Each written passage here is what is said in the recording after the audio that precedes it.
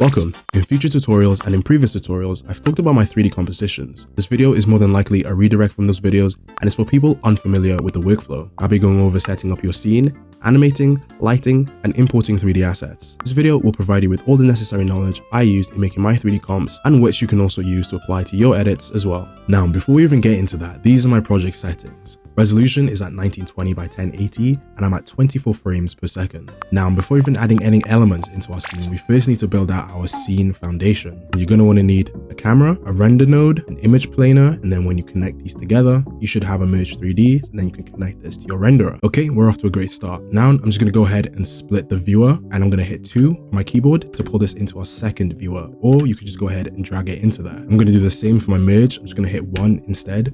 So then our 3D environment appears. So first off, what you can see here is our camera and our image plane. And basically what this setup is telling us is take our image plane here, merge it to the camera, and then render that out. Now, because our camera in the viewer here is up right next to the image plane, we don't see anything in the renderer. We can just go ahead and select the blue axis here, which is our Z axis, and then just pull that back.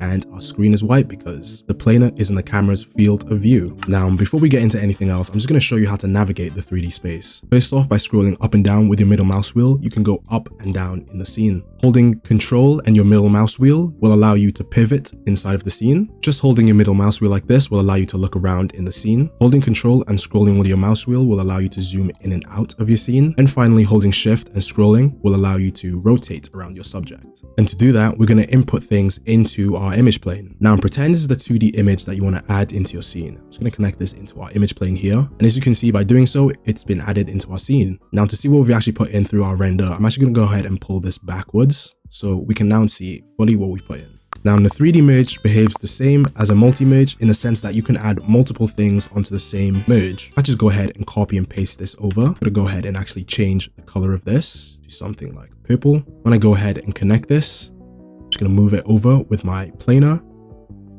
You can see in the viewer that there are now 2 things connected to the merge. Now, viewing this merge into our first monitor here, if I go ahead and copy this and I paste it again and add this here, and then I select this and move this to the back, you can see the same thing applies. Now, as you saw, I added things into our scene with the image plane and I've moved them with the native transform inside of the image plane. Now, I'm going to show you why it isn't the best practice to do so unless you know you're going to animate it. If I just go ahead and type Shift Space and add in transform and then select the 3D transform here, and then add this to the one that we put in the back, which is this one over here. As you can see here, the native axis applies into our original position. Now, if I go ahead and move this on our Z axis, you can see that it applies to the one in the back. Now, as you can tell, when you're moving things around in your 3D scene, and if there's a lot of them, it can get quite annoying if the axes don't appear where your subject is. So I'm going to go ahead in our image planer, into transform, clicking the dot underneath our transforms, which returns it into its original place. And now you can see that our transform axis appears with our asset. So now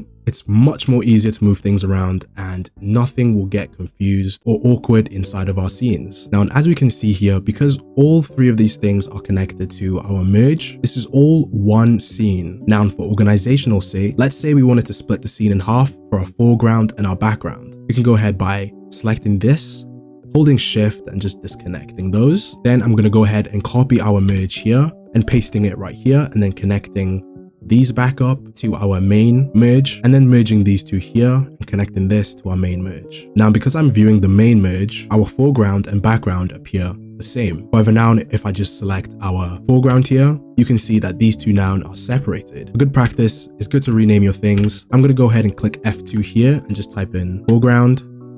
And then I'll do the same here, type in background.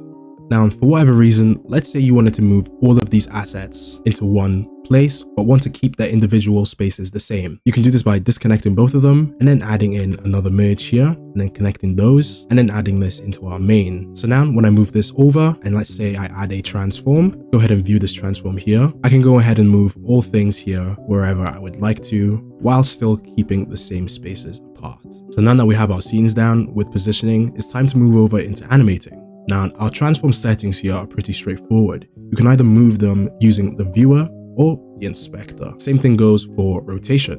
Now, when animating, it's common practice and it's really helpful to use more than one transform node. Why, you might ask? Well, because you can stack transforms on top of each other. I'm going to demonstrate by doing this simple animation. Starting off with a transform here, I'm going to move it over to the left slightly, put a keyframe down, and then skip over a couple frames, 25 frames, and then I'm just going to move it over to the right. I'm going to open my spline editor here, selecting the transform that we've just made, hitting this icon here to make it bigger. I'm going to select Ctrl A on my keyboard to select both keyframes. I'm going to hit F to flatten the keyframe, and then whilst holding Alt and selecting the pointer here, I'm just going to drag it along to make it smoother. Now, the reason I'm selecting Alt is because without it, and I try to drag along, it's pretty easy, as you saw there, for it to bend on an angle. Just by holding Alt and dragging across, it's a lot simpler. So our animation looks like this.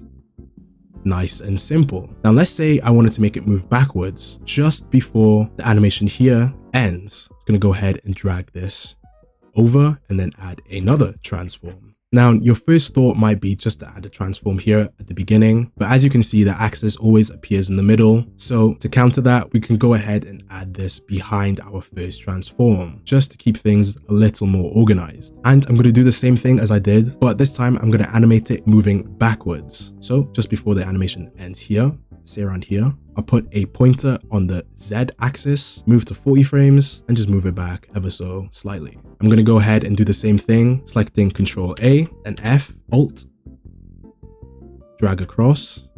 Going back to the beginning of our animation, if I go ahead and select our second transform here and making both of those bigger, you can see now that our second movement is layered on top of our first one. If I go ahead and play that, we get this result.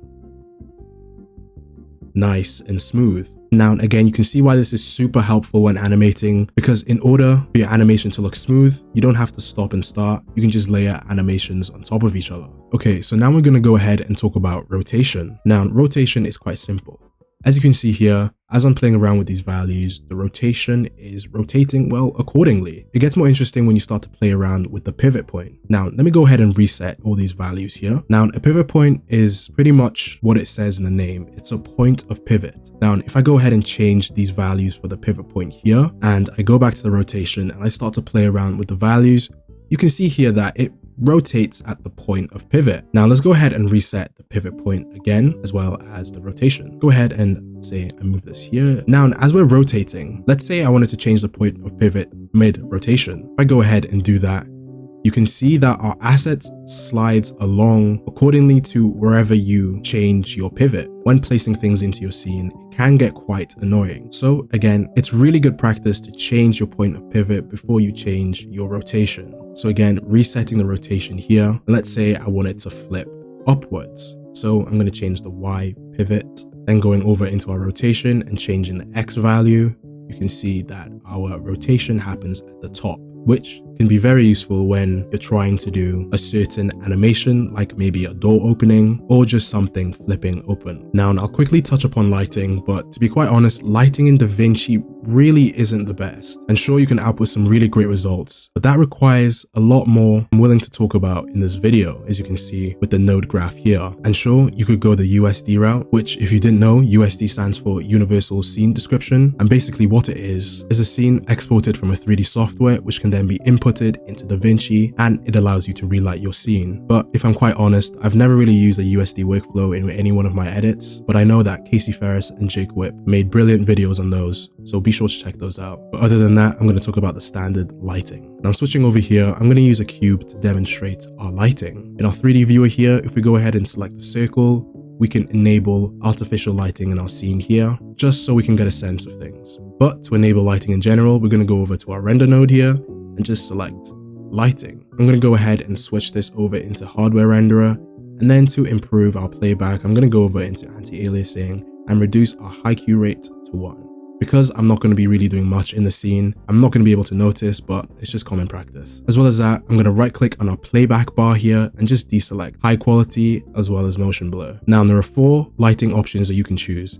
You can choose ambient light, directional light, spotlight, and point light. First off with the ambient light here, if we go ahead and just drag that into our merge, all the ambient light does is it just quite literally just brightens our scene here. I'm going to go ahead and actually decrease the value a little bit. And I'm going to go ahead and add the directional light. Now, as you can see here, there's an immediate change because we've activated the directional light. Now, what's good with directional light and the rest of the light that we'll cover, except for ambient light, if you go over into transform, there's an option here called use target. I just go ahead and select that, pull back my directional light, and let's say I want it to be over here. You can see that it's rotating based off our target because again, we clicked use target. So now I can move this around and it will always shine on our subject here. If I go over into controls, because I didn't enable shadows in the renderer, we don't need to worry about the shadows in the directional light. But as you can see, it's pretty straightforward. You can choose your color, any color you'd like.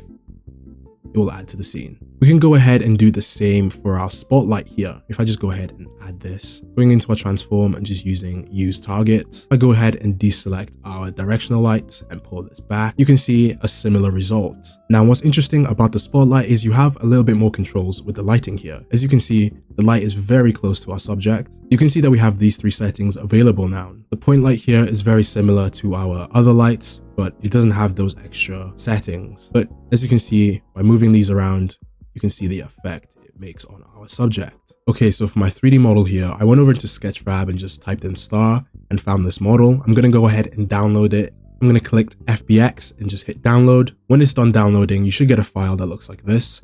I'm going to go over into source and just hit gold star. And there we go. That's our model here. It's going to go back out, select textures, select all of these, and just pull this into our nodes here. I'm going to go ahead and add my model over to my transform here.